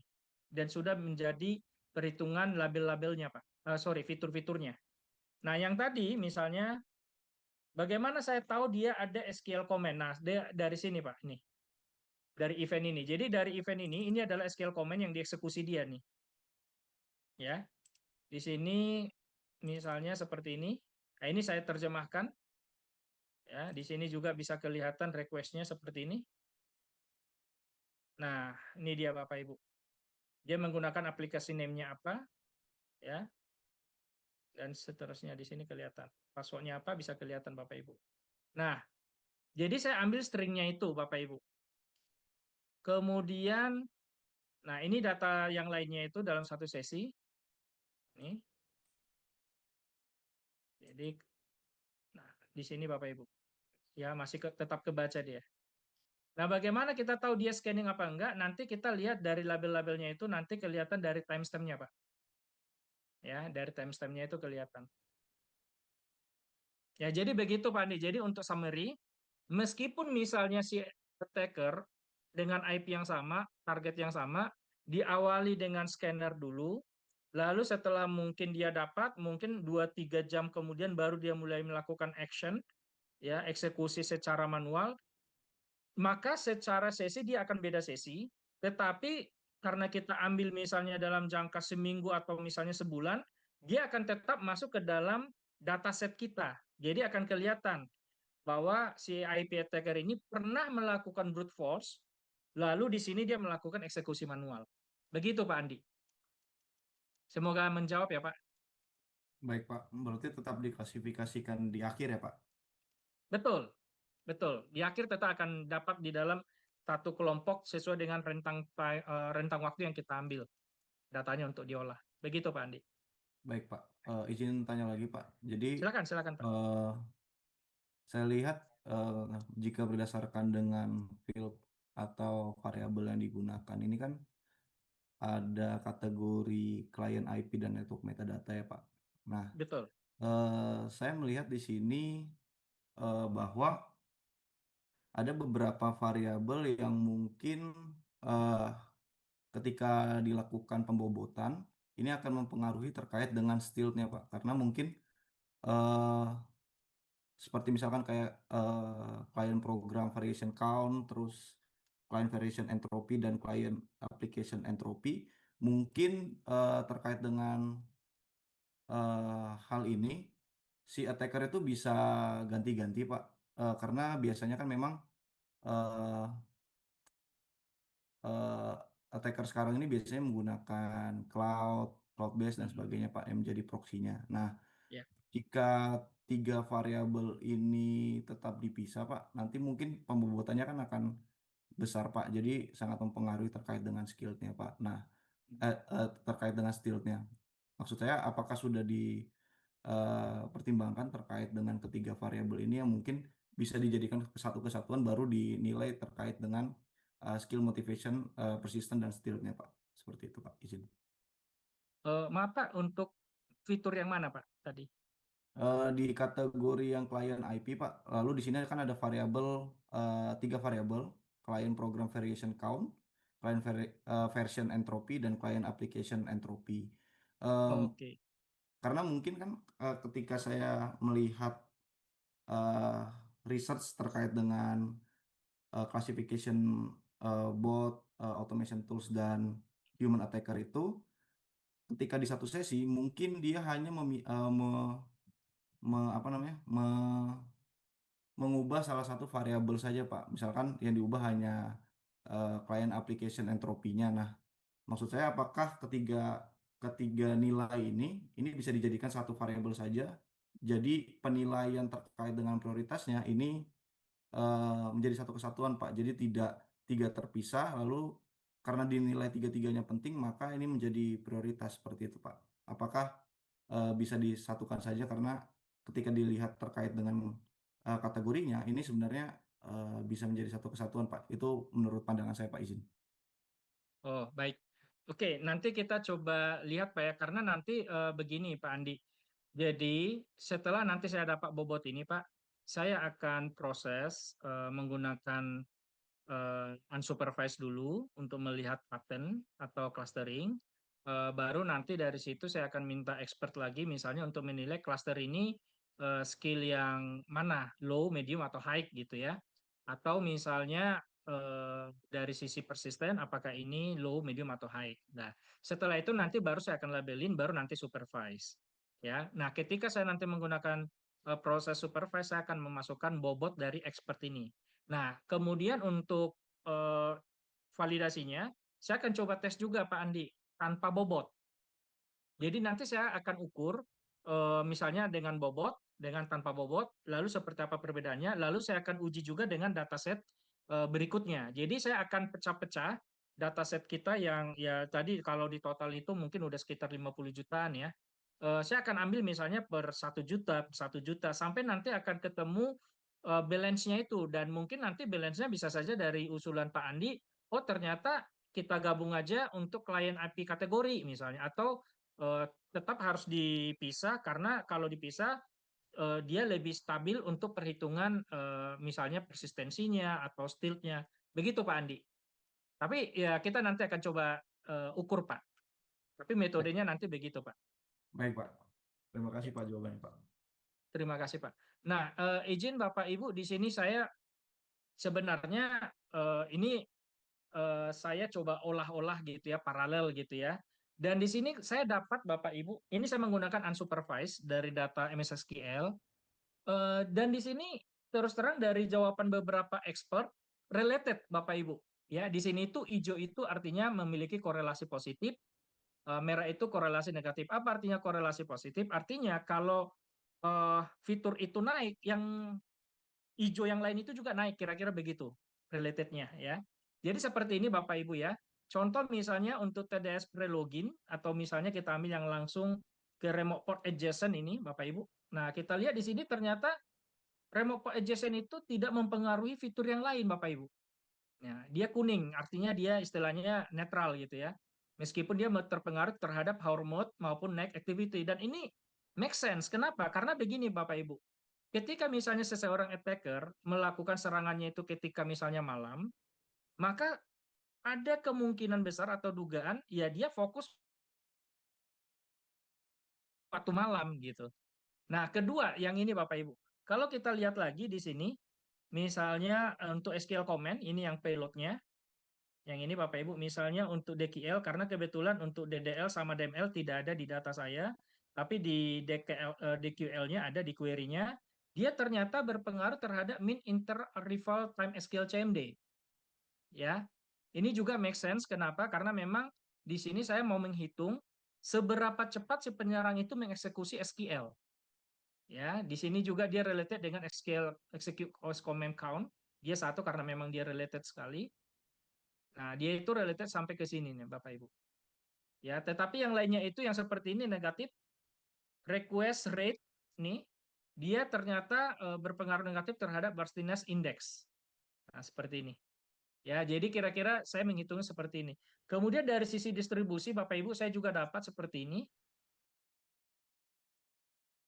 Belum memasukkan bobot Bapak Ibu di supervise nantinya. Ini baru saya mencoba mendapatkan klaster dari penyerang. Ya, seperti inilah kira-kira.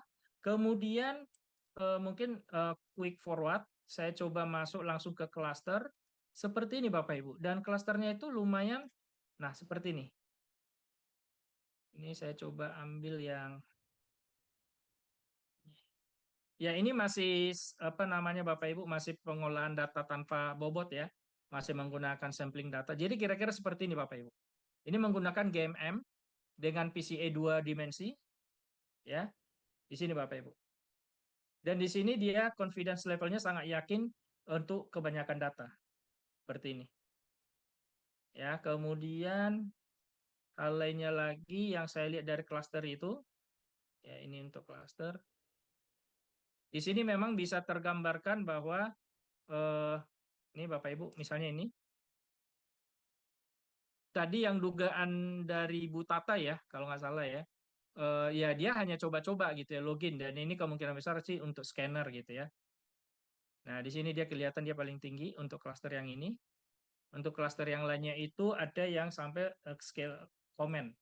Jadi di sini memang dia sudah berhasil membagi mana yang berhasil eksekusi comment, mana yang hanya login, mana yang hanya scanning, dan mana istilahnya dia coba-coba tetapi tidak berhasil eksekusi. Ya, klasternya itu kelihatan seperti ini. Ya, tapi ini nanti next-nya Bapak Ibu ya, setelah saya dapat bobot ini. Ini unsupervised saja. Ya.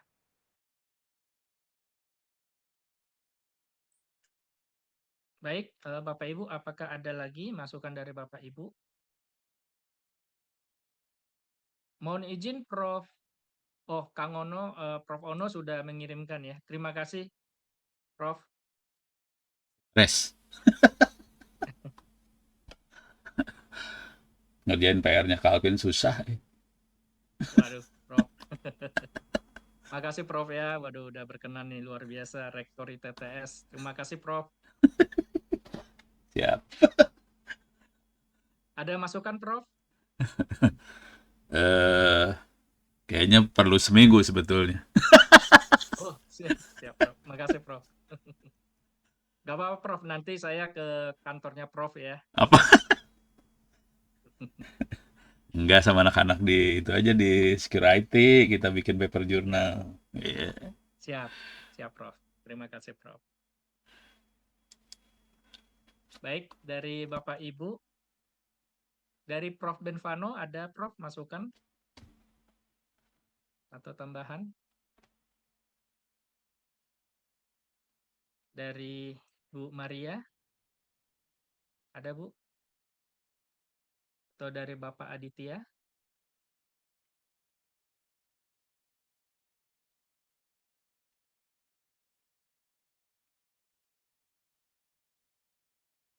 Baik, Bapak Ibu, ini saya coba rekap yang sudah mengumpulkan file Excel itu ada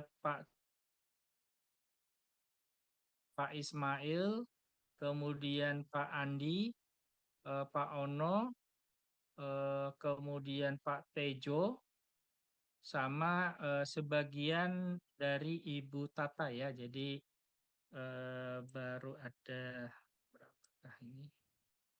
6 ya di sini. Izin dari Pak Ari, apakah bisa dibantu Pak Ari? Izin Pak. Ini promotor harus juga ditulis juga Pak Alvin, promotor dan kopromotor, Oh, atau tidak perlu? tidak perlu sih Prof, izin. Tidak perlu. Oh Kalau ya, ada ya. masukan aja dari Prof. Baik ya. Ya. Baik, saya Izin coba. nyusul ya Pak Kalvin. Oh, baik Pak Ari. Terima kasih Pak Ari. Baik, untuk konfirmasi yang sudah masuk dari Pak Andi, ini berdasarkan alfabet ya Bapak Ibu ya, dari absensi. Dari Pak Andi, kemudian dari Pak Hansen, dari Pak Ismail, dari Pak Mario, dari Prof. Ono, dari Pak Tejo, sama Ibu Tata sebagian ya. Dari Pak Ari akan menyusul ya. Oh ya, saya memperkenalkan dulu Bapak Ibu, mohon maaf nih di awal tidak memperkenalkan. Jadi saya sudah mengundang ada Pak Andi Prada Tambunan dari BSSN, ahli Sandiman. Kemudian Pak Ari Wibowo dari Pertamina Industri. Kalau Pak Andi tadi dari government ya, pemerintah. Kemudian Pak Hansen dari Indosat Ooredoo di bidang security, SOC juga. Kemudian Ibu Tata dari Indosat juga, beliau adalah VP, kalau Pak Hansen adalah AVP. Kemudian Pak Ismail, beliau adalah CEO dari Cyberkata. Beliau sudah berpengalaman banyak di G ya, banyak juga memberikan pelatihan di bidang jaringan di member APCI. Kemudian Bapak Mario Marcelo, beliau adalah co-founder dari PT Garuda Solusi ya, GSK, dan beliau juga adalah bagian dari Indonesia Honeynet Project ya, mewakili dari asosiasi atau riset Honeypot. Kemudian ada Prof. Ono, beliau adalah Rektor Institut Teknologi Tangerang Selatan, ITTS.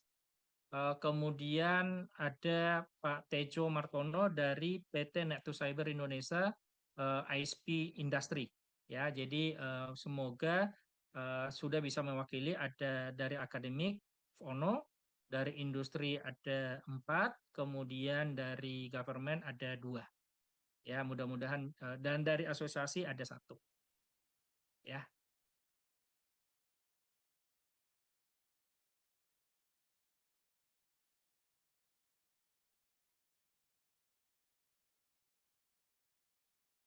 Oke, di sini.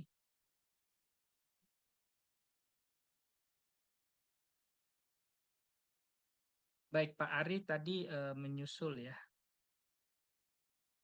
Untuk isiannya Pak Hansen, Pak Mario.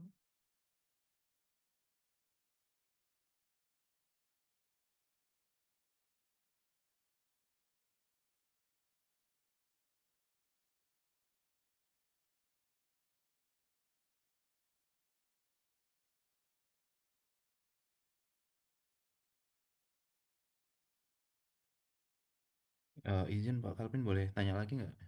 Silakan Pak Oke. Ismail. Thank you kesempatannya lagi. Ini curious question sih Pak Kalvin. Oh ya, silakan. Karena biasanya kan honeypot itu dibuat memang ada celah keamanannya emang untuk diserang ya. Nanti terutama untuk scope-nya yang di sini kan ada web dan Microsoft SQL. Itu sebenarnya nanti cara untuk mengukur skillnya dari penyerangnya itu secara rigidnya gimana ya Pak Kalvin gitu? Oh ya, baik. Terima kasih Pak Ismail. Ya, Jadi begini Pak, ini saya menginformasikan strategi yang saya gunakan Pak Ismail ya. Jadi begini Pak. Jadi misalnya begini, saya meletakkan misalnya server itu kemarin kan saya ada sempat taruh juga servernya di APCI Pak Ismail. Ya mungkin Pak Ismail udah tahu. oke. Saya juga kerjasama sama APCI meletakkan 7 honeypot di 7 EX ya, di Batam, di Lampung, Jakarta, Bandung, Surabaya, Bali, dan Makassar gitu ya. Nah, lalu saya ada memasukkan username password, di mana passwordnya itu mengandung kata organisasinya Pak Ismail. Misalnya abji at 123. Misalnya scale-nya juga saya buat username misalnya SA, passwordnya misalnya abji at 123, atau username-nya misalnya abji, passwordnya nanti abji 123. Jadi di mana honeypot itu berada, saya buat ada keyword yang terkait dengan organisasi. Tujuannya apa Pak Ismail? Tujuannya gini, kita bisa tahu si attacker ini memang niat mau menyerang abji atau tidak. Atau dia hanya random gitu ya. Kalau misalnya niat, maka ya kalau misalnya di password string yang kita dapat di log itu mengandung kata abji atau yang terkait dengan abji, entah event atau lainnya, maka kita tahu bahwa ini memang niat Pak menyerang abji. Ya, begitu ya Pak Ismail ya. Itu pertama Pak. Nah, yang kedua itu dari intensi atau dari motif tadi ya. Yang kedua bagaimana dari sisi skill. Nah, begini Pak. Eh, saya terus terang udah pernah melakukan ini beberapa kali di kelas mahasiswa Pak Ismail, di mana ini mirip-mirip CTF saya buat Pak Ismail. Jadi honeypot itu saya buat sangat persis sama dengan asli gitu ya. Menggunakan WordPress ya. Lalu di dalam WordPress itu saya sudah buat sedemikian rupa ketika seseorang berhasil menebak passwordnya, lagi-lagi tadi passwordnya saya buat sama dengan organisasi di mana server itu ada, maka dia perlu ada effort lah, usaha untuk mendapatkan akses ke dalam server selnya gitu ya. Jadi di situ nanti akan kelihatan skillnya. Misalnya kalau dia baru gitu ya, ya mungkin dia hanya berhasil nebak password, habis itu ya berhenti di dashboardnya WordPress. Dia tidak berhasil eskalasi ke sel. Tapi kalau yang expert itu kan dia bisa berhasil tuh, misalnya entah mengupload PHP selnya atau menggunakan exploit lainnya. Begitu sih Pak Ismail. Caranya begitu saya buat strateginya. Jadi honeypot yang saya gunakan itu honeypot high level Pak Ismail. Jadi benar-benar seperti web asli. Begitu Pak. Oke, baik. Berarti nanti untuk ini yang diukur di bagian untuk yang skills ya. Kalau yang tadi menarik sih yang intensi itu apa? Memang Ya, passwordnya dibikin yang apa terkait dengan perusahaan ya. ya, ya. Terus untuk yang skill ini berarti penilaiannya akan lebih ke hasil post eksploitasi dari Betul. bukan initial foothold-nya ya. Karena initial foothold-nya kira-kira akan sama gitu kan. Atau seperti apa? Betul, betul Oke. Pak, betul, betul. Ya, jadi ketika dia berhasil menebak password, next-nya apa dia nih, gitu Pak. Nanti kan Ah, kelihatan dari situ Pak skillnya. oke, oke, oke. Siap, Ya, menarik. Terima siap kasih Pak, siap. jawabannya. Siap. Terima kasih Pak Ismail.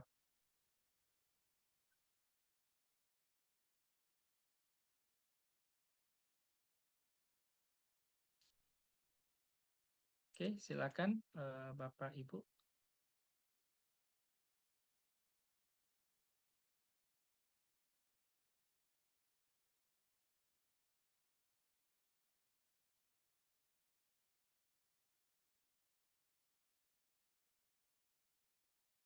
Ada lagi?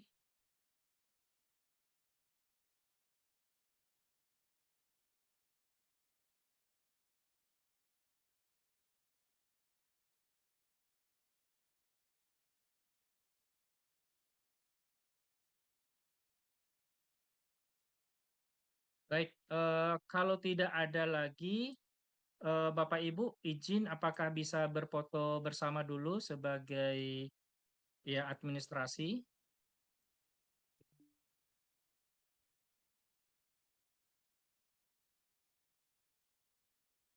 Ya, ini yang penting Pak Calvin. Oh, baik Prof. Dokumentasi. Siap Prof. Baik, ini bisa berapakah?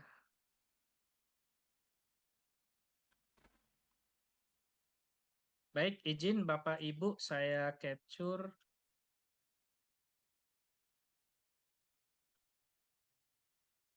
Ibu Tata nggak bisa tadi ya?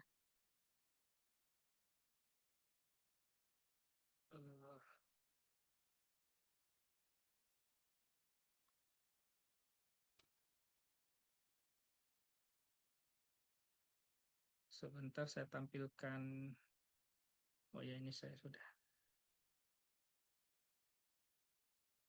Baik, Bapak Ibu, terima kasih. Ada arahan dari Prof. Benvano? Sudah cukup Pak Kalvin. Baik, terima kasih. Terima kasih Prof. Benvano, Prof. Ono, Ibu Dr. Maria Susan, Bapak Dr. Aditya, Pak Ismail, Bu Tata, Pak Mario, Pak Ari, Pak Andi, Pak Tejo, Pak Hansen, ya atas kehadirannya. Kemudian, sama Pak Mario ya.